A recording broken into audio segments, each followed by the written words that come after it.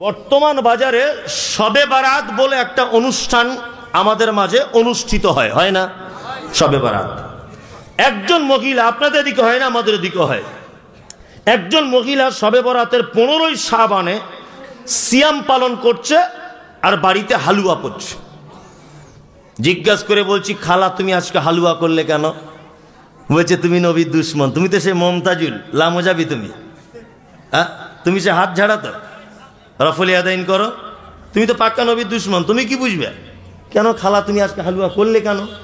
বলছে হালুয়া করছি এই কারণে, তুমি জানো না আজকে নবীর দাঁত ভেঙে দিয়েছিল, নবীজি গোস্ত শক্ত জিনিস খেতে পারিনি, ওই জন্য হালুয়া করে দিয়েছি।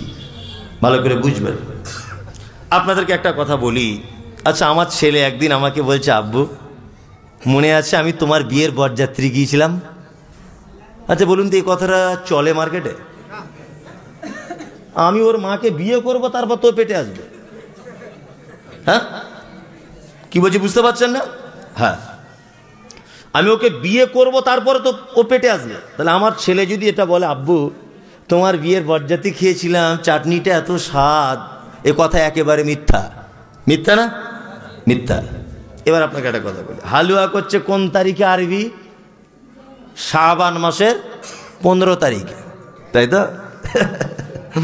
মানুষকে এগুলো বোঝেও না। আমি শুধু বলি যে 2024 সালে মানুষকে এগুলো গবেষণাও করে না। একটা হিন্দু লোক যদি এটা শোনে তবুও হাসবে যে কত অন্যায় করছে।